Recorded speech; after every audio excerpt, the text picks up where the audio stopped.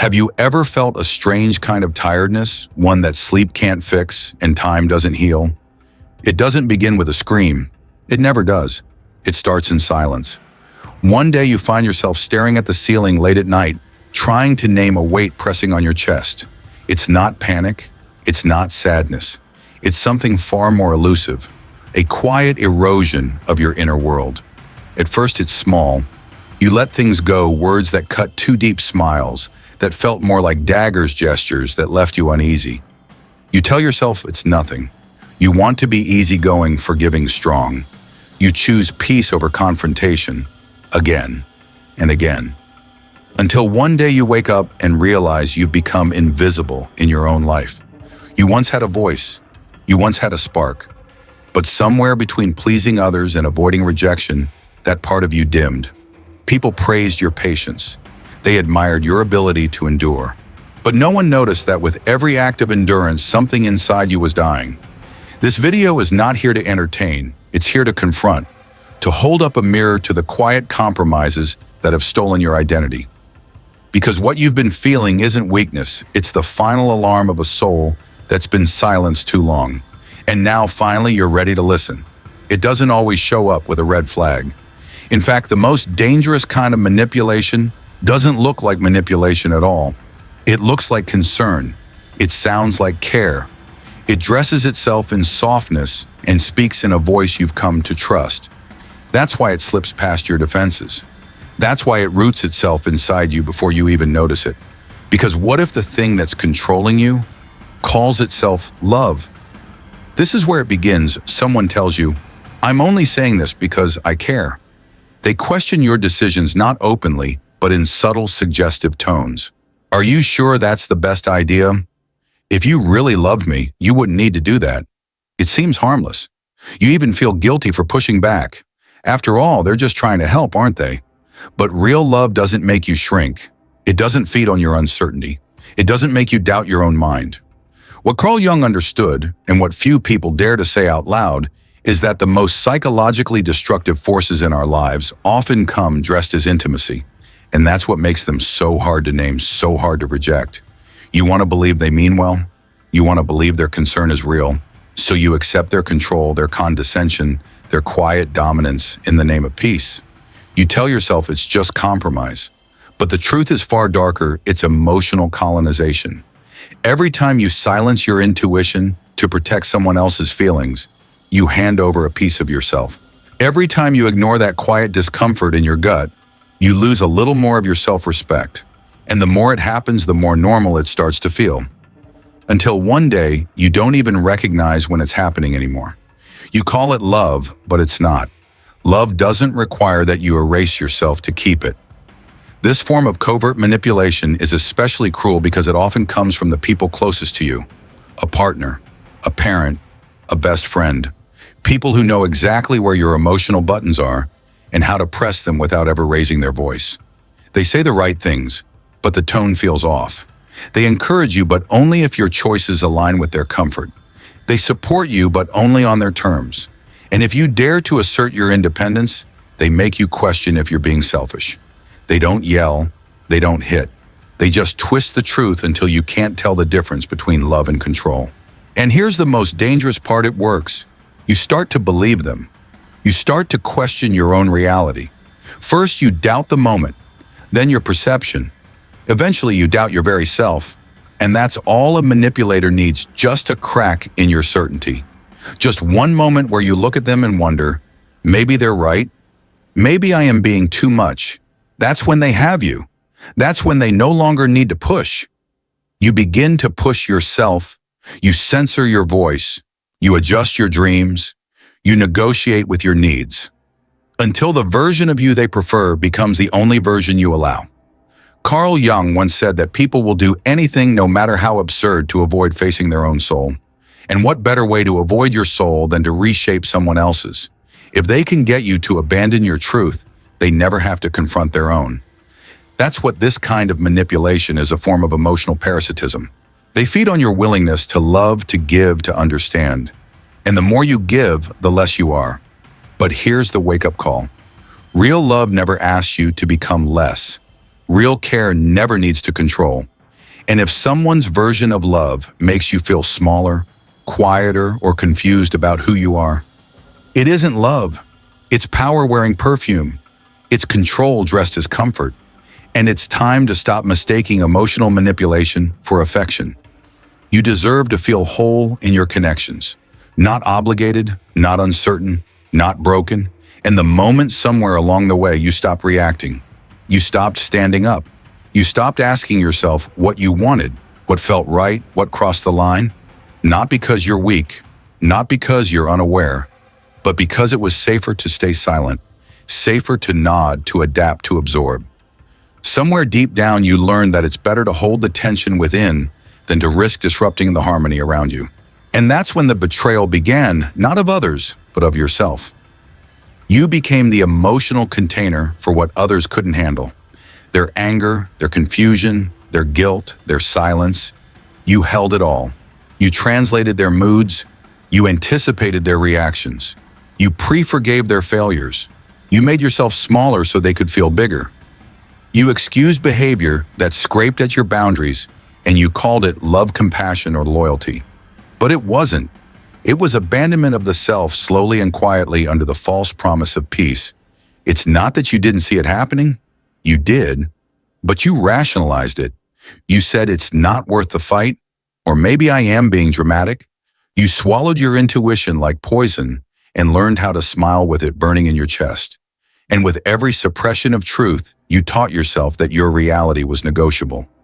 You became someone whose emotional compass pointed wherever others told it to. That's not kindness. That's spiritual disorientation. Carl Jung warned us what you do not confront within yourself will return over and over as fate. That's what this is. This isn't just about toxic people. It's about toxic patterns, repeated tolerances, unspoken resentments, micro-abandonments you perform against your soul to stay connected, to feel safe, to avoid the pain of rejection. But the cost is enormous, because the more you adjust yourself to fit inside someone else's version of love, the less of you remains. And here's where it gets even harder to admit some of these behaviors you've repeated them too. You've dismissed others. You've silenced those who made you uncomfortable. You've projected your own unresolved feelings into someone else's hands and then resented them for dropping them. Not because you're a bad person, but because pain that isn't understood will always seek repetition. We do to others what was done to us until we choose to break the cycle. That's why this moment matters. That's why this recognition is not just painful, it's sacred. Because the ability to admit how you've betrayed yourself, how you've participated in your own diminishment, is the first step back to truth. And truth isn't always pretty. Sometimes it looks like grief. Sometimes it looks like regret. But it's real. And real is the only thing worth rebuilding from. The point of this video isn't to shame you. It's to wake you. You are not here to carry the emotional debris of those who refuse to face themselves. You are not here to be a mirror for someone else's denial. You are not here to shrink every time someone raises their voice or withdraws their affection. You are here to live as your whole self, even if that self is messy, even if it scares people, even if it means standing alone in your truth. Because what's worse than being rejected by others is abandoning yourself to keep them close. It doesn't begin with lies, it begins with doubt. Small, quiet, creeping doubt.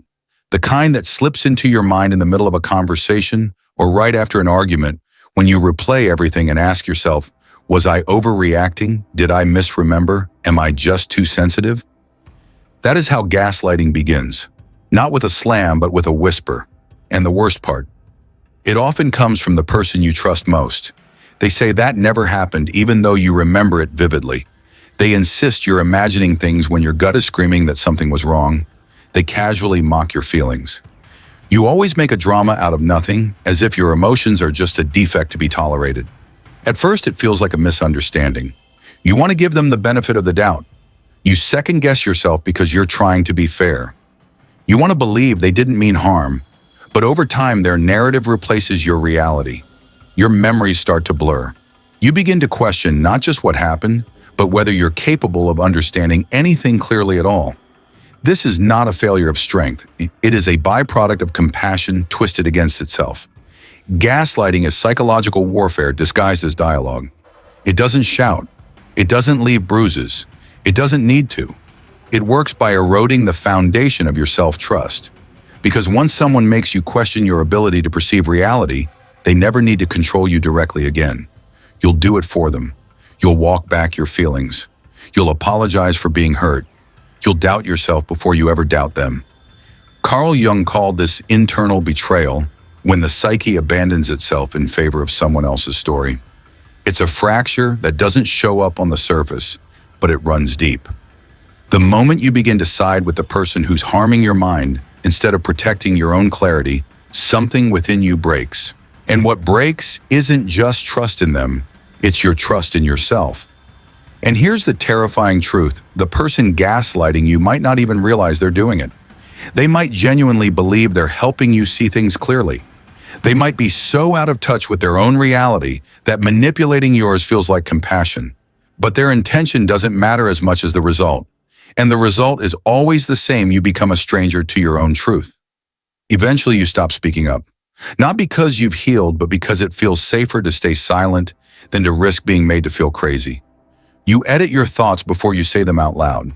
You walk on eggshells trying to prevent an emotional minefield you can no longer see. You wonder, maybe it's just me, until you no longer trust your anger, your sadness, or your instinct to say no. That's not love. That's not understanding. That's psychological captivity. And let's be clear, this doesn't only happen in romantic relationships.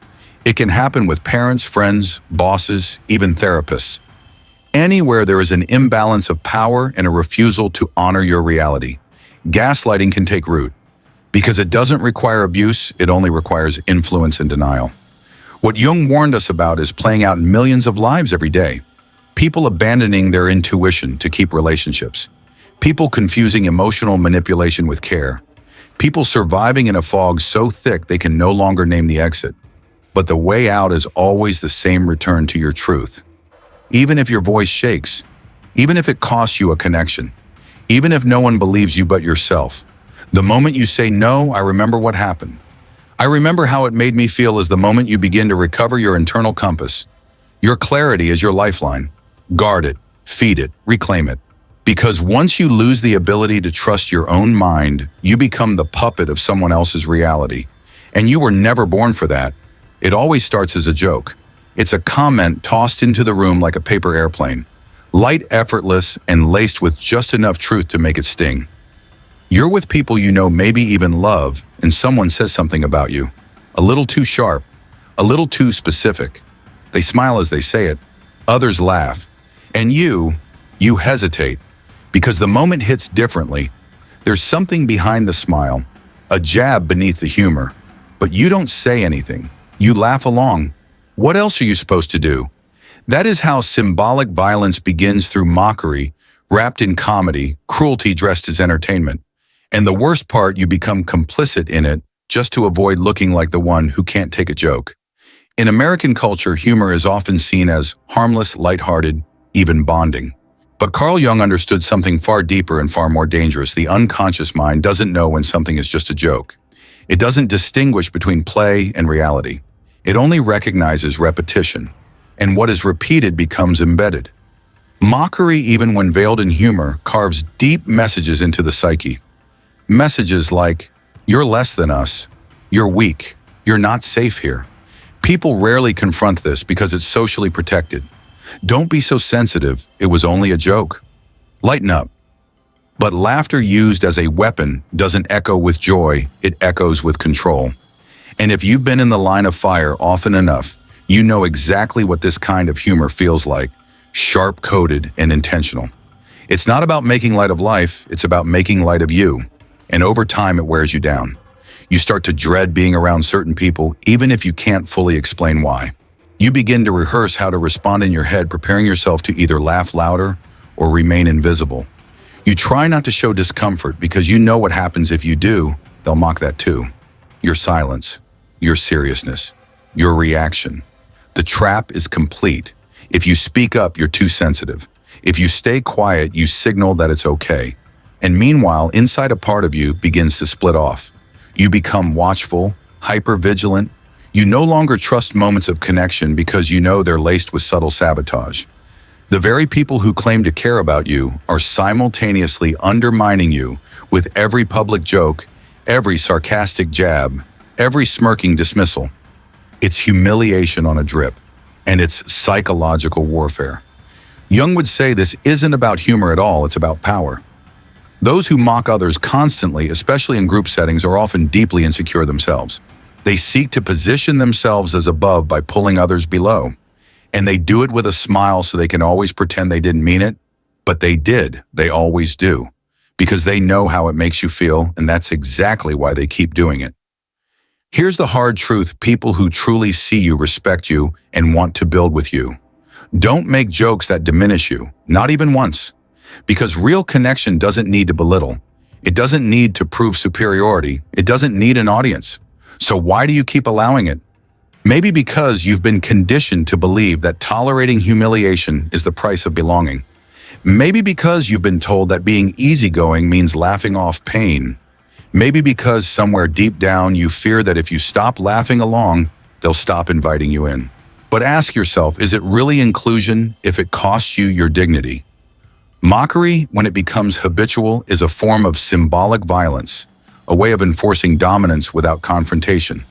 It's the psychological equivalent of holding someone's head underwater and saying it's just a game. And the longer you endure it, the more it becomes normalized, not just by them, but by you. Until one day you realize you don't know how to be around people without bracing for impact. But it doesn't have to stay this way. You are allowed to name what hurts, even if it was just a joke. You are allowed to walk away from people who entertain themselves at your expense. You are allowed to reclaim your inner space from the laughter that never felt kind. And no, you're not overreacting. You're finally reacting to something that's been silently hurting you for far too long. So the next time someone jokes at your expense and watches to see if you'll smile, don't. You don't have to perform your own degradation for their comfort. Because love doesn't come with a laugh track, and dignity was never supposed to be negotiable. It starts when you're young. You express sadness and someone says, "Stop crying, it's not a big deal." You voice frustration and they tell you, "You're just being dramatic."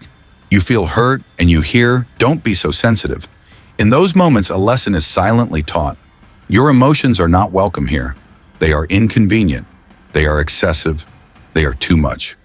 So you begin to edit yourself. You start censoring your truth. You learn to analyze every feeling before you express it, not through introspection, but through fear. Will they mock me? Will they roll their eyes? Will they tell me once again that what I feel doesn't matter?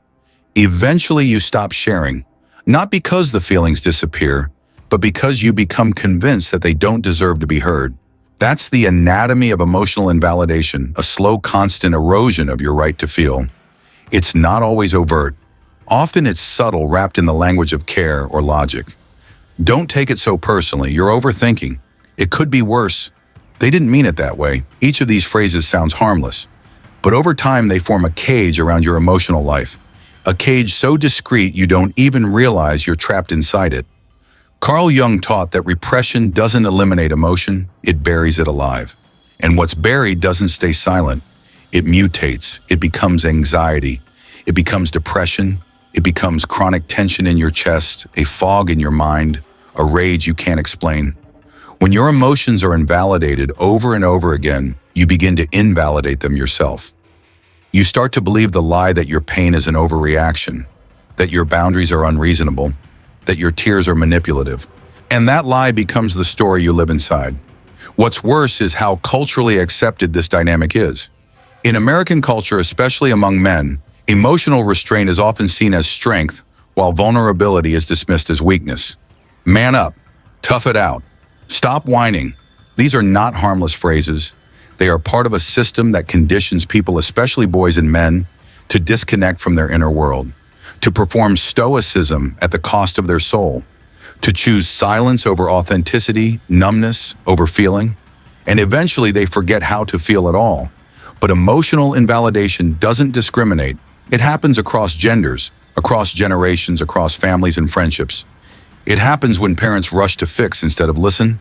It happens when partners deflect instead of empathize. It happens when friends tell you you're being too much just because they don't have the emotional bandwidth to meet you where you are. And the outcome is always the same: you shrink. You stop trusting your emotional signals. You feel shame for having needs. You feel guilty for setting boundaries. You apologize for expressing discomfort. You water yourself down to be more palatable, more likable, more agreeable, more manageable. And in doing so, you disappear. But here's the truth: your emotions are not liabilities.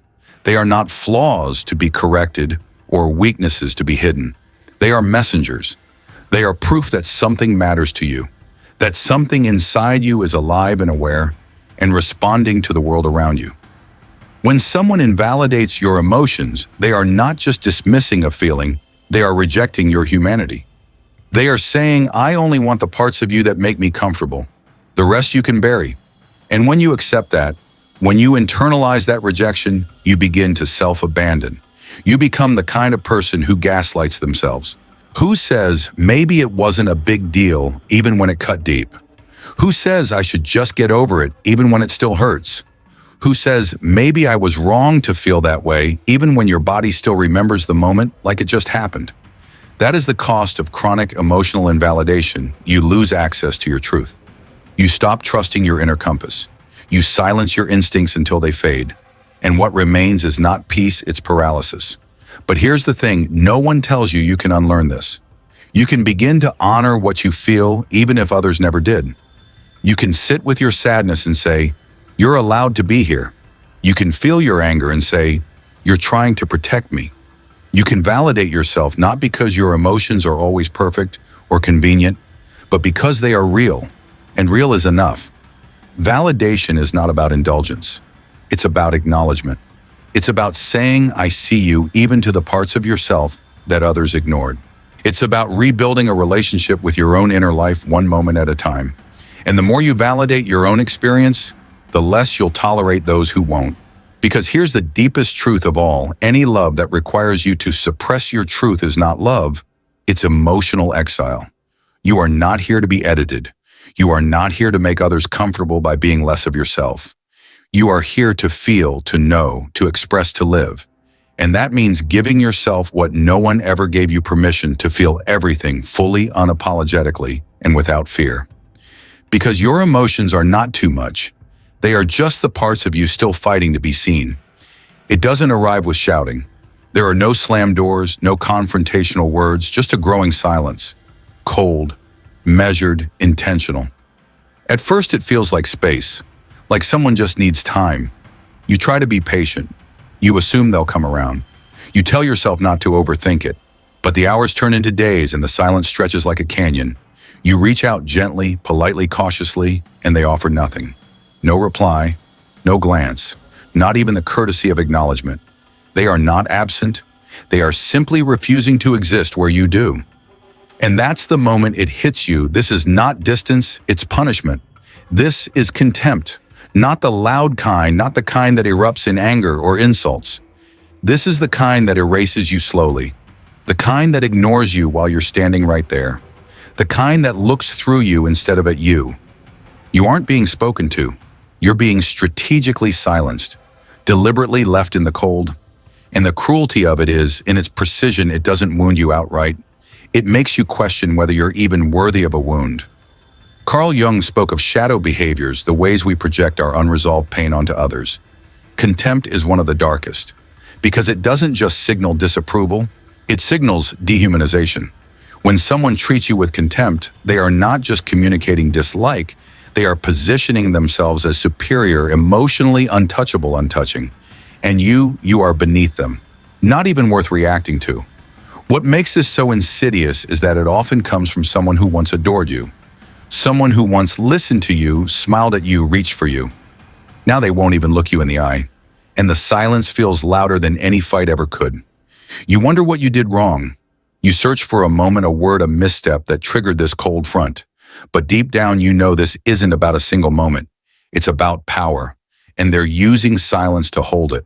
Contempt disguised as indifference is devastating because it activates the most primal human fear: being invisible, being discarded, being emotionally abandoned while physically present. It forces you into a psychological state of hypervigilance where every moment feels like a test. Should you speak? Should you wait? Should you apologize? even if you don't know what for, and that's how it breaks you. Not all at once, but gradually. You begin to shrink in their presence. You speak less. You smile less. You question more, especially yourself. You start to believe that maybe you're the problem. Maybe you are too emotional, too reactive, too demanding.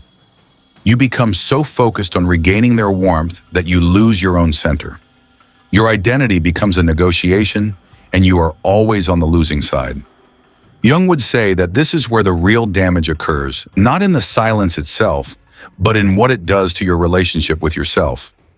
When you absorb contempt long enough, you begin to internalize it. You become your own punisher. You continue the silence even when they're gone.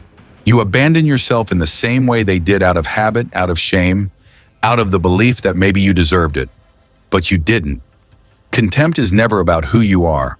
It's about who they refuse to become. People who use silence as a weapon often lack the emotional maturity to engage directly. They are unable or unwilling to face their own discomfort, so they project it onto you. They make you the villain so they don't have to look in the mirror. And the moment you start believing their silence is your fault, they've won. But you don't have to stay in that silence. You don't have to earn your way back into someone's attention. You don't have to perform emotional gymnastics just to be seen. You are allowed to walk away from coldness without explanation. You are allowed to stop begging for scraps of affection. You are allowed to take up space, speak your truth, and surround yourself with people who don't need to hurt you in order to feel strong. Because contempt may be quiet, but it screams one truth louder than anything else. This is not love.